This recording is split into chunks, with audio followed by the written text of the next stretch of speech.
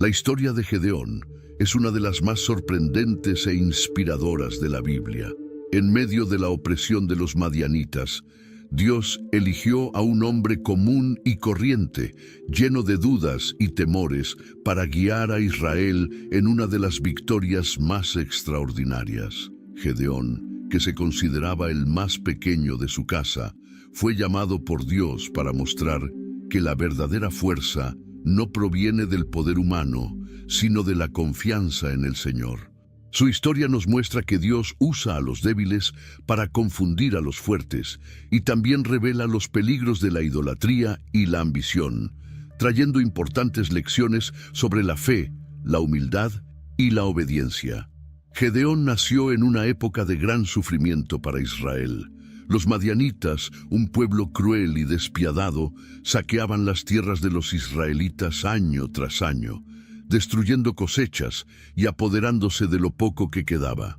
Los israelitas se escondieron en cuevas de las montañas, aterrorizados, mientras veían cómo sus cultivos, su ganado e incluso sus familias eran destruidos o arrebatados. El escenario era de total desesperación. Gedeón vivía en Ofra, una pequeña aldea de la tribu de Manasés. Era hijo de Joás, y como muchos israelitas de esa época, apenas podía imaginar cómo podrían cambiar las vidas de su pueblo. Era un hombre sencillo, alguien que nunca destacaría entre los guerreros de su tribu, ni habría imaginado que podría liderar un ejército. No fue visto como un líder.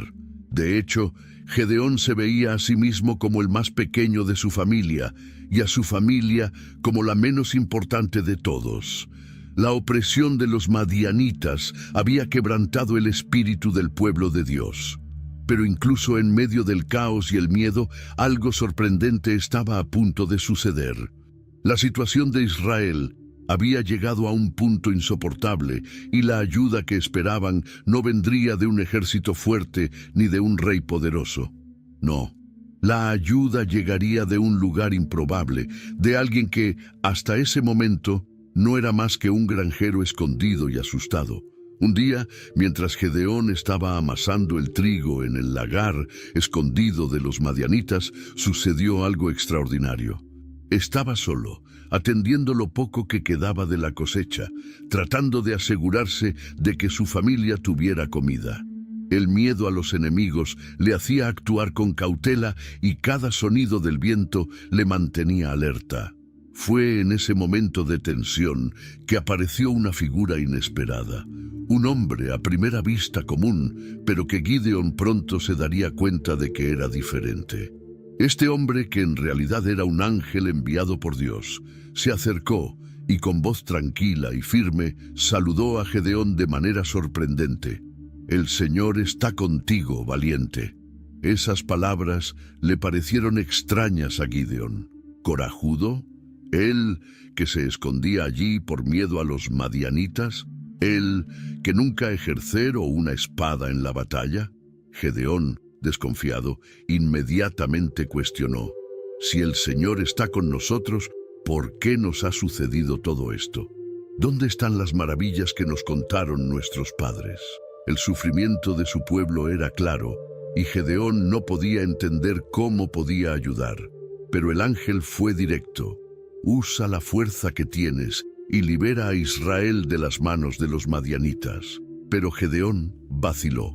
A pesar de las palabras del ángel, Gedeón todavía estaba lleno de dudas. Sabía que provenía de la familia más pequeña de su tribu y no tenía la confianza para liderar a nadie, y que el llamado era demasiado grande para un hombre tan sencillo. Antes de dar cualquier paso, necesitaba certeza. Entonces, en una mezcla de precaución y miedo, pidió una señal al Señor. Gedeón preparó un cabrito y pan sin levadura, los puso sobre una roca y esperó. El ángel extendió su bastón y en un abrir y cerrar de ojos, de la roca surgió fuego que consumió la ofrenda. Gedeón quedó atónito, le temblaban las piernas y supo que realmente había visto al mensajero de Dios. Pero la tarea no sería fácil. Esa misma noche, Dios le dio a Gedeón una orden directa: destruir el altar de Baal que su propio padre había erigido y derribar el ídolo de Asera. La idolatría se había extendido entre el pueblo y este fue el primer paso hacia la liberación de Israel. Gedeón, todavía temeroso, hizo lo que el Señor le ordenó, pero al amparo de la oscuridad.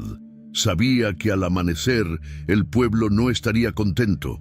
A la mañana siguiente, la ciudad estaba alborotada. Los hombres pronto descubrieron que Gedeón había destruido el altar y exigieron su muerte. Sin embargo, Joás, el padre de Gedeón, dio un paso inesperado.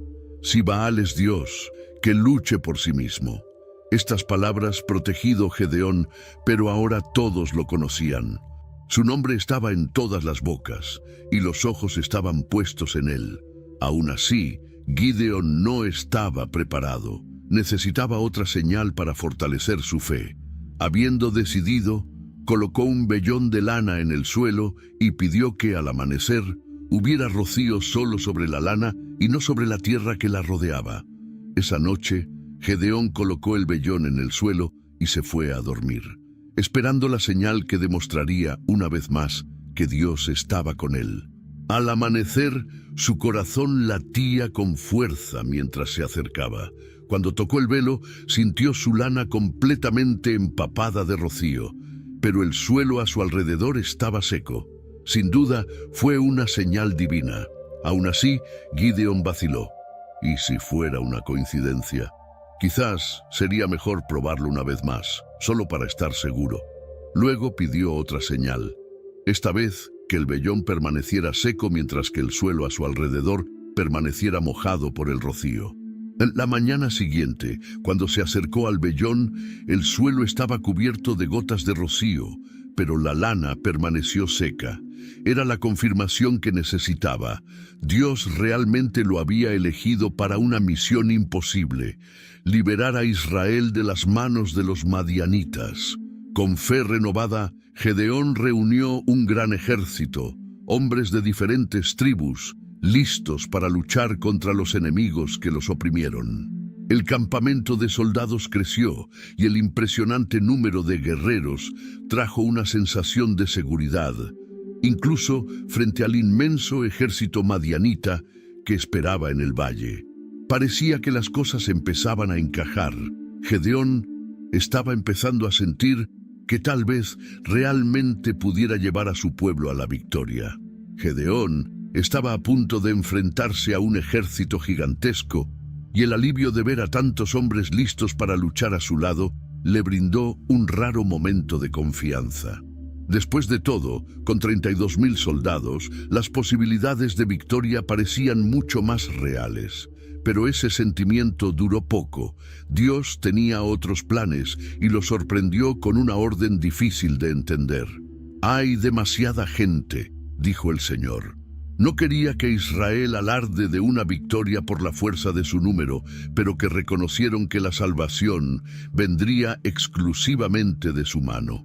Gedeón, sorprendido, obedeció. Dios le ordenó que les dijera a los hombres que quien tuviera miedo podía irse. Apenas podía creerlo cuando vio dispersarse al primer grupo de hombres. Poco a poco, miles empezaron a abandonar el campo. Al final, salieron 22.000 hombres y a Gedeón le quedaron solo 10.000. A estas alturas, ya podía sentir que el peso de la misión aumentaba. Pero por muy difícil que fuera, sabía que no podía volver atrás. Y como si esto no fuera suficiente miedo, Dios volvió a hablar. «Aún quedan muchos». Gideón apenas podía creer lo que estaba escuchando. El Señor le pidió que llevara a los hombres al arroyo y observara mientras bebían agua. Serían elegidos los que bebieran como perros, lamiendo el agua con la lengua. Y cuando Gedeón terminó de mirar, solo quedaban 300 hombres. Era un número demasiado pequeño, no imaginable. Sin embargo, era exactamente lo que Dios quería. Con solo 300 hombres a su lado, Gedeón sabía que ganar la batalla contra los madianitas parecía imposible a los ojos humanos. Pero Dios había prometido que entregaría al enemigo en manos de Israel. Ahora, Todo dependía de seguir al pie de la letra las instrucciones divinas. Y la estrategia que el Señor reveló a Gedeón no involucró espadas, lanzas ni arcos. Fue algo completamente inesperado. Dios le dio a Gedeón una orden clara.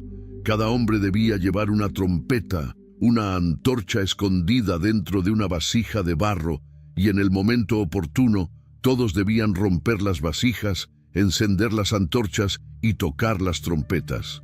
Esta táctica inusual no tenía sentido militar, pero Gedeón confió en lo que Dios había dicho. Aunque sus hombres no entendieron completamente el plan, todos estaban dispuestos a cumplirlo. En plena noche, los 300 hombres se posicionaron alrededor del campamento madianita. El silencio en el aire era pesado, lleno de tensión. Los enemigos, sin darse cuenta de que estaban rodeados, durmieron en sus tiendas, completamente desprevenidos para lo que estaba por venir. En el momento adecuado, Gideón dio la señal. En un instante, el sonido de las trompetas resonó en las montañas, las antorchas brillaron en la oscuridad y las vasijas de barro se rompieron, creando un ruido ensordecedor. La confusión se apoderó del campamento enemigo. Al despertar en medio del caos, los madianitas no podían distinguir quién era amigo y quién enemigo. Desesperados, comenzaron a luchar entre sí y lo que parecía una fuerza invencible comenzó a desintegrarse. El caos que se apoderó del campamento madianita fue devastador. Gedeón y sus 300 hombres apenas tuvieron que luchar. En medio de la oscuridad, los madianitas, presas del pánico, comenzaron a atacarse unos a otros. La confusión fue tan grande que cada hombre parecía un enemigo y el vasto ejército se desmoronó. Los hombres cayeron unos sobre otros, huyendo desesperados. En la noche, estaba claro que Dios había cumplido su promesa de entregar a los enemigos en manos de Gedeón. Pero la victoria aún no era completa. Muchos de los madianitas lograron huir, incluidos sus líderes, Seba y Salmuna. Y Gedeón sabía que mientras estos líderes siguieran vivos, la amenaza a Israel continuaría. Entonces, sin dudarlo, él y sus hombres partieron en su persecución, a pesar de que estaban exhaustos después de la batalla. Gedeón no descansaría hasta que la misión estuvo completa. Durante la persecución, Gedeón pidió ayuda a los hombres de Sucot y Penuel, pero ellos, incrédulos de que Gedeón pudiera derrotar a Seba y Salmuna, se negaron a apoyar a los israelitas. Este rechazo, sin embargo, no debilitó la determinación de Gideón. Con valentía, siguió tras las huellas de los dos reyes enemigos, llevándose consigo a los pocos hombres que le quedaban. Cada paso de esta cacería requería más fuerza y fe. Gedeón sabía que lo superaban en número y que su ejército estaba cansado. Pero el fin de la opresión de Israel estaba cerca y no podía regresar. El destino de los líderes enemigos estaba decidido y Gedeón se acercaba a ellos en todo momento. La persecución de Gedeón no fue fácil. Él y sus 300 hombres estaban exhaustos. Ya habían luchado, corrido y perseguido a sus enemigos durante kilómetros, pero la determinación de Gideón era inquebrantable. La victoria completa solo llegaría con la captura de los líderes madianitas, Seba y Salmuna. Eran la cabeza de la serpiente, y Gedeón sabía que mientras estuvieran vivos, la amenaza para Israel persistir. El hambre y el cansancio no le impidieron seguir adelante. Gedeón y sus hombres avanzaron por el desierto hasta que finalmente rodearon el campamento de los reyes que huían. Fue el momento decisivo. Con una estrategia rápida y precisa, los pocos hombres de Gideón sorprendieron a los soldados que protegían a Seba y Salmuna. En medio del ataque, el ejército de los reyes se desmoronó una vez más y finalmente fueron capturados. Con Seba y Salmuna bajo su control, Gideón emprendió el regreso. Su mente, sin embargo, no estaba solo en los reyes que ahora estaban ante él. No había olvidado el desprecio que sufrió en Sucot y Penuel. donde los líderes locales se negaron a ayudarlo en su misión. Ahora, con los reyes enemigos prisioneros, regresaría a esas ciudades para ajustar cuentas. Cuando llegó a Sucot, Gedeón mostró a los reyes capturados a los líderes incrédulos. Su victoria fue una prueba de que Dios estuvo de su lado todo el tiempo, y aquellos que lo despreciaban ahora pagarían el precio de su desconfianza. La victoria de Gedeón sobre los madianitas trajo la paz a Israel por primera vez en muchos años. El pueblo, aliviado por el final de la opresión, no podía creer que este hombre, hasta entonces desconocido, se hubiera convertido en el libertador de su nación. Los israelitas estaban eufóricos, agradecidos de estar finalmente libres del enemigo. Fue un momento de celebración, pero también de decisiones importantes para el futuro. Cuando Gedeón regresó con los reyes capturados y su pequeña tropa, una multitud comenzó a reunirse a su alrededor. Lo que inicialmente fueron murmullos de agradecimiento, pronto se convirtieron en algo más grande. La gente empezó a aclamar a Gedeón como el gran héroe de Israel, y en medio de la emoción surgió una propuesta inesperada. Gedeón, sé nuestro rey, dijeron. Gobierna sobre nosotros tú, tus hijos y los hijos de tus hijos. La oferta era tentadora. Después de todo, Gedeón había restaurado la paz en una época de caos y desesperación. El pueblo vio en él el liderazgo que tanto ansiaba. Sin embargo, para sorpresa de muchos, Gedeón se negó. Se mantuvo firme, recordando al pueblo que la verdadera victoria venía de Dios y que solo el Señor debería gobernar sobre Israel. No reinaré sobre vosotros, ni mi hijo reinará, dijo. El Señor es quien reinará sobre vosotros. A pesar de rechazar el trono, Gedeón hizo una petición. Pidió a cada hombre que le regalara un pendiente de oro de los restos de la guerra. La petición de Gideón parecía inofensiva.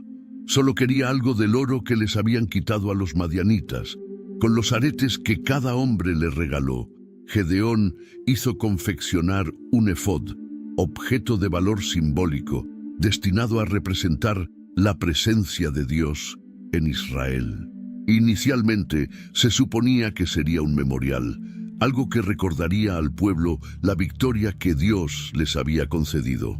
Sin embargo, las cosas no salieron como él imaginaba. El efod, hecho de oro brillante, se convirtió en una pieza central en Ofra, la ciudad natal de Gedeón. Pronto, gente de todas partes de Israel comenzó a visitar el lugar, no solo para recordar la gran victoria, sino también para adorar. El efod, que debería ser símbolo de fe, comenzó a ser tratado como objeto de culto. Sin que Gedeón se diera cuenta, había creado una nueva trampa para el pueblo de Dios. Israel, tan fácilmente descarriado, comenzó a caer nuevamente en la idolatría. El efod se convirtió en una distracción, desviando la atención de la verdadera adoración al Señor. Gedeón, que había liderado una de las mayores victorias en la historia de Israel, ahora vio a su propio pueblo tropezar ante un objeto que él mismo había creado. Gedeón vivió muchos años después de su victoria sobre los madianitas. Durante este tiempo, Israel disfrutó de una paz que no había experimentado en mucho tiempo. El pueblo respetaba a Gedeón y recordaba cómo Dios lo había usado para liberarlos. Tuvo muchos hijos y su vida parecía tranquila en Ofra. Gedeón fue sin duda uno de los mejores jueces de Israel, pero su tiempo en la tierra estaba llegando a su fin. Con su muerte, algo empezó a cambiar rápidamente. La ausencia de su liderazgo abrió espacio para el viejo problema que siempre rodeó a Israel: la idolatría. El efod de oro que él había mandado hacer siguió siendo una piedra de tropiezo para el pueblo. Sin Gedeón para guiarlos, los corazones de los israelitas se volvieron una vez más hacia dioses falsos. El ciclo de desobediencia, que parecía interrumpido, pronto volvió con fuerza. Sin embargo, la idolatría no fue el único problema que surgió. Uno de los hijos de Gedeón, Abimelec, vio la oportunidad de tomar el poder. A diferencia de su padre, que se negó a ser rey, Abimelec no compartió la misma humildad. Ambicioso y sin escrúpulos, comenzó a idear un plan para convertirse en gobernante de Israel. A Abimelec no le importaba la adoración de Dios ni la verdadera justicia. Su único objetivo era el trono, y para lograrlo estaba dispuesto a hacer lo impensable. La muerte de Gedeón dejó un vacío que su hijo pretendía llenar, pero el camino que elegiría Abimelec estaría marcado por la sangre y la traición.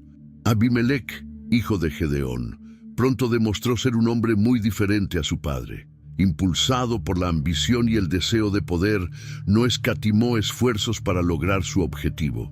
En lugar de ser un líder guiado por la fe y el temor de Dios, Abimelec decidió tomar el trono por la fuerza y en un acto impactante se dirigió hacia sus hermanos, los hijos de Gedeón, y los mató sin piedad, a todos excepto a Jotam, que logró escapar.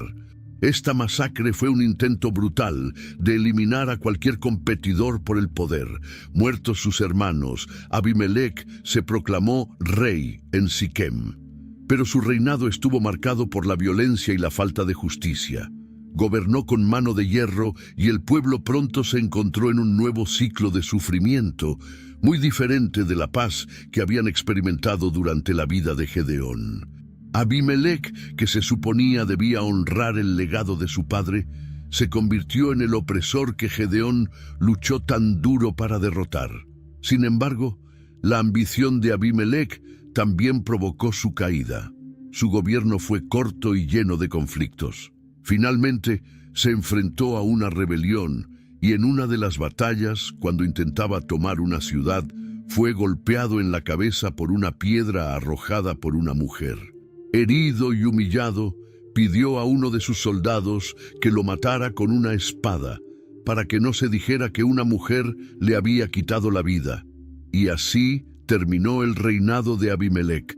Un final trágico para un hombre que tenía todo para honrar el nombre de su padre, pero eligió el camino de la codicia y la destrucción. La paz que Gedeón había logrado se vino abajo rápidamente e Israel volvió al ciclo de idolatría y caos. La historia de Gedeón está marcada por impresionantes giros y vueltas que muestran que Dios elige a aquellos que, a los ojos humanos, parecen insignificantes para lograr grandes cosas. Gedeón empezó como un hombre corriente, oculto, lleno de dudas e inseguridades. Sin embargo, fue precisamente esta debilidad la que Dios usó para demostrar su poder. La victoria sobre los madianitas no se logró por la fuerza ni por el número de soldados, sino por la obediencia a Dios, quien dejó claro que es Él quien concede la victoria, incluso en las situaciones más improbables. El viaje de Gedeón nos enseña acerca de la fe. A pesar de sus dudas, dio pasos valientes, confiando en las señales que Dios le enviaba. Su disposición a seguir la guía divina, incluso cuando todo parecía imposible, muestra hasta qué punto la confianza en Dios puede transformar lo imposible en realidad. Gedeón dirigió una pequeña tropa de 300 hombres contra un vasto ejército y aún así triunfó. Pero la historia de Gedeón también trae consigo importantes advertencias. Después de su gran victoria, el efod de oro, creado con buenas intenciones, se convirtió en un vínculo de idolatría para Israel. Incluso los líderes más fieles pueden, sin querer, hacer que su gente tropiece cuando pierden el enfoque en lo que realmente importa: la fidelidad a Dios. Al final, el legado de Gedeón se vino abajo debido a la ambición de su hijo Abimelec, quien usó su poder para el mal. La historia nos advierte sobre los peligros de la vanidad y la sed de control, recordándonos que sin Dios, incluso los mayores triunfos pueden desmoronarse. La mayor lección de Gedeón es clara. Cuando ponemos nuestra confianza en Dios, Él hace lo imposible, pero nunca podemos olvidar que toda la gloria le pertenece a Él y no al hombre. Si te gustó la historia de Gedeón y quieres seguir siguiendo otras historias de fe y superación, asegúrate de darle me gusta a este video y compartirlo con tus seres queridos. Y por supuesto, suscríbete al canal para no perderte ningún contenido nuevo. Juntos, exploremos lecciones más poderosas de la Biblia.